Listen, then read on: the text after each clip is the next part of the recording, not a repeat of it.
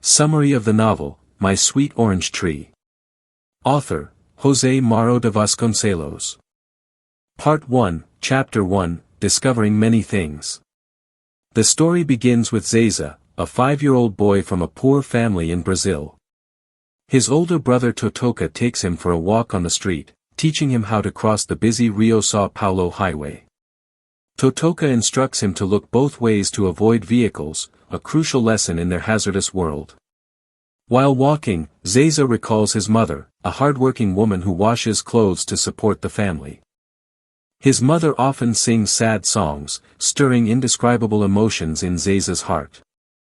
At home, Zezé is a mischievous boy, frequently punished for his pranks, though he doesn't mean harm. He learns through exploration and curiosity but is labeled a little devil by adults for his antics. Zezé has a vivid imagination, often singing silently in his heart since he can't whistle like Totoka. He is curious about big concepts, like the age of maturity mentioned by Uncle Edmundo. In a conversation, Zezé expresses his dream of becoming a poet and having a proper portrait like poets in magazines. Totoka thinks Uncle Edmundo is a bit off and advises Zezé not to believe everything he says. Visiting the new house their family will move to, Zezé discovers their financial struggles. His father is unemployed, and his mother and sister Lala must work to make ends meet. The new house is smaller, saving rent, but Zezé is sad to leave their familiar home. He worries whether his imaginary Black Panther and 2 lions from their games can come along. Totoka promises to rebuild the chicken coop for Zezé and his younger brother Luis to keep playing. Zezé reveals a surprising secret. He taught himself to read at 5, without any teaching. This happened at his grandmother's house, near Uncle Edmundo. Zezé promised to read if Edmundo gave him a Silver King toy horse. That night, he proved his reading ability, astonishing his sister Jandira and neighbors, who called him a prodigy. Totoka wants to know the secret, but Zezé insists no one taught him, he simply learned on his own. Part 1, Chapter 2, A Sweet Orange Tree. Zezé continues his imaginative childhood. In the family, each older sibling looks after a younger one. Jandira cares for Totoka, Gloria for Luis, and Lala used to watch Zezé but now tires of his mischief. Zezé loves his well-behaved younger brother Luis. One day, Luis invites Zezé to play zoo in the backyard, where the chicken coop becomes a habitat for a black panther and lions. The fence is a cable car to Sugarloaf Mountain. Zezé leads Luis through imaginary adventures, from the zoo to Europe and watching Airplane Luciano, a bat he considers a friend. He tells Luis zoo stories, mostly learned from Uncle Edmundo. While playing, Zezé overhears his sisters discussing him. Lala calls him naughty, but Gloria defends him, saying he's mischievous but lovable. Zezé once caused trouble by cutting Mrs. Selena's clothesline, getting spanked but remaining optimistic. One day, the family visits the new house. His siblings claim the mango and tamarind trees, leaving Zezé with a small, thorny orange tree. Initially disappointed, Gloria comforts him, saying the tree will grow with him. Sitting under it, Zezé hears the tree speak. The tree claims to be his friend and promises to always talk to him. Zezé names it Pinky, riding its branches like a horse, marking the start of a magical friendship. Part 1, Chapter 3, The Thin Fingers of Poverty. Zezé worries that his bat friend Luciano won't follow the family to the new house. He confides in Uncle Edmundo, who explains bats have excellent navigation and will find Zezé if they truly like him. Zezé boasts about the move, but adults respond dismissively, except for his friend Biraquinho, excited because the new house is near the old neighborhood. Biraquinho invites Zezé to a casino. The casino is where the factory owner distributes toys. Zezé wants to invite Gloria, but she's busy and skeptical, though he tries persuading her by mentioning military academy cadets, her favorite. Talking to Pinky, Zezé dreams of a future where he has many children, treating them kindly with toys and Christmas gifts. Totoka asks to borrow 4 cents, but Zezé refuses, calling himself a heartless primitive. Totoka reminds Zezé of times he shared shoeshine money, softening Zezé's heart. Totoka shares two pieces of news. Their father has been hired as a manager at the Santo Aleixo factory, promising a better life, but the government plans to widen the street, filling the ditch and cutting down Zezé's orange tree. Heartbroken, Zezé begs Totoka to help save Pinky. Totoka reassures him it's far off, but Zezé remains anxious. He gives Totoka 5 cents to watch a Tarzan movie, though he once sneaked in with Mr. Portuga, a kind man Zezé adores. Part 1, Chapter 4, Christmas Comes Early. Zezé continues his mischievous yet emotional days. He frequently talks to Pinky, sharing dreams and sorrows. Christmas approaches, but his family struggles with poverty. Zezé dreams of gifts, knowing his parents can barely afford them. One day, he meets Mr. Ariovaldo, a songbook seller, and helps sell by singing. Mr. Ariovaldo likes Zezé, calling him Little Canary, and giving him a songbook. Zezé shows it to Gloria, moving her. During playtime, Zezé and Luis imagine the backyard as a zoo, but Zezé senses life's harshness. He hears his mother talk about her tough childhood, working from age 6 without schooling. Zezé promises to read poetry to her when he becomes a poet. He meets Mr. Portuga, Manuel Valadares, a compassionate man. Mr. Portuga lets Zezé call him Portuga, Dad, talks with him, gives candies, and takes him to movies. Zezé feels the affection he rarely gets from his busy family. On Christmas Eve, Zezé receives a small gift from Uncle Edmundo, a new calendar. Though simple, it delights Zezé, feeling cared for. Yet, he's sad thinking of Pinky, fearing it won't survive the coming winter. He hugs the tree, promising to stay by its side and protect it, despite knowing the family will soon move. Part 1, Final Chapter, A Special Day. Zezé has a memorable day when Mr. Portuga takes him on an outing. Driving to a river, they fish and talk. Mr. Portuga shares stories of his childhood struggles and joys. Zezé feels a special bond, as if Mr. Portuga were his real father. Mr. Portuga gives him a beautiful marble and a playing card. He teaches Zezé how to play and shares tales of kindness. On the way back, Zezé tells Mr. Portuga about Pinky and their conversations. Mr. Portuga listens patiently, never mocking his imagination. At home, Zezé hugs him tightly, thanking him for a wonderful day. He runs to Pinky, recounting everything, overflowing with happiness. Deep down, Zezé worries about rumors that the street will be widened, threatening Pinky's existence. He whispers to the tree, promising to do everything to protect it, no matter how uncertain the future. Part 2, Chapter 1, Mischievous Antics. Zezé starts school but remains mischievous. At school, he impresses teacher Cecilia Payne with his reading and intelligence beyond his age. However, he's often punished for pranks, like throwing rocks at windows or teasing classmates. Once, he's made to stand in the corner but secretly sings to comfort himself. Zezé feels lonely. Apart from Pinky and Luis, he has few real friends.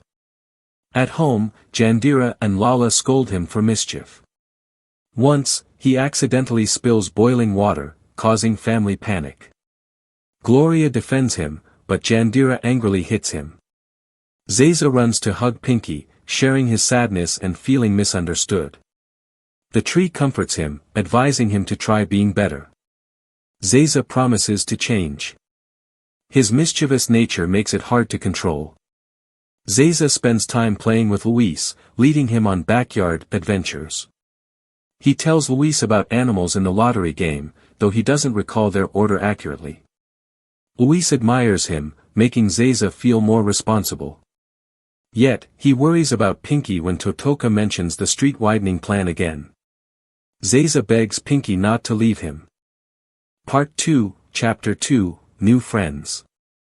Zezé befriends Mr. Ariovaldo, the songbook seller. He often helps sell by singing loudly, attracting customers. Mr. Ariovaldo likes Zezé, giving him candies and songbooks, calling him a little saint. Zezé gives a songbook to Gloria, moving her. He tells Pinky about Mr. Ariovaldo, proud to be trusted by an adult. At school, Zezé makes friends with a boy named Geronimo. They often argue. Once, Zezé and Geronimo fight over a game, prompting Cecilia Payne to intervene. She advises Zezé to control himself, but he finds it hard. After school, he runs to Pinky, sharing his troubles and wishing he could be better to avoid disappointing others. Zezé spends time with Mr. Portuga, who remains a spiritual support. Mr. Portuga takes him for ice cream and tells funny stories. Zezé feels the affection he craves from his family. However, he worries upon hearing rumors that Mr. Portuga might move away. Zezé cries hugging Pinky, fearing the loss of the adult friend he cherishes. Part 2, Chapter 3, Hard Times. Zezé's family faces many hardships. His father still lacks stable work, his mother and sisters toil, and Zezé feels pressure to behave better. He tries helping by shining shoes with Totoka but is scolded for mistakes. Once, he loses a customer's shoes, angering Totoka. Zezé runs to Pinky, crying about his clumsiness. At school, he's punished for doodling on walls, but Cecilia Payne notices his drawing talent. She encourages Zezé to draw, but he only wants to depict Pinky and his dreams. Zezé senses life's harshness hearing his mother's struggles. He promises Pinky to be stronger, but fears the future. Meeting Mr. Portuga, who sees his sadness, he's comforted by stories of Mr. Portuga's own hardships and advice to stay hopeful. Zezé feels encouraged. He still worries about Pinky, hearing the street widening plan is approved, and Pinky will soon be cut down. Zezé hugs the tree, praying it won't leave him, knowing the day is nearing. Part 2, Chapter 4, The First Pain. Zezé faces a major shock when he accidentally causes an accident. While playing, he throws a rock at a neighbor's window, and a glass shard cuts his foot deeply, requiring stitches at the pharmacy. In pain, what hurts more is his family's anger. Jandira hits him, calling him a wrecker, while Gloria comforts but can't ease his sorrow. Zezé runs to Pinky, crying about his pain and feeling misunderstood. The tree advises forgiving his family and controlling himself. Zezé promises to try, but feels lonely. He realizes the adult world isn't as simple as his games. Meeting Mr. Portuga, who notices his sadness, Zezé is taken for a walk. Mr. Portuga shares his childhood mistakes, urging Zezé not to give up. Zezé feels comforted but worries about Pinky. Totoka confirms the street will soon be widened, threatening the tree. Zezé cries hugging Pinky, promising to protect it, though he knows he's just a powerless child. Part 2, Chapter 5, Shattered Dreams. Zezé feels life's harshness more clearly. At school, Cecilia Payne punishes him for fighting but praises his essay about Pinky. Proud, Zezé feels lonely, unable to share his joy with family. At home, he's scolded despite trying to behave. He spends time with Mr. Portuga, his emotional anchor.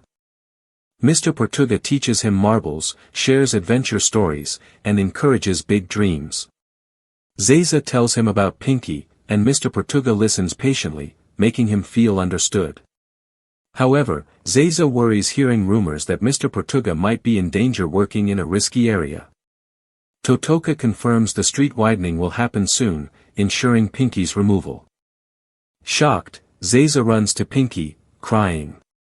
The tree comforts him, saying even if cut, it will remain in his heart. Zezé refuses to accept, vowing to fight for it, though he knows he can't change fate. Part 2, Chapter 6, The First Loss. Zezé suffers a great loss when his bat Luciano disappears. He searches everywhere, asking Uncle Edmundo and neighbors, but no one knows where Luciano is. Zezé runs to Pinky, crying about his sadness. The tree comforts him, suggesting Luciano flew to a better place. Zezé tries to believe, but feels empty inside. At school, he keeps causing trouble, but Cecilia Payne notices his sorrow.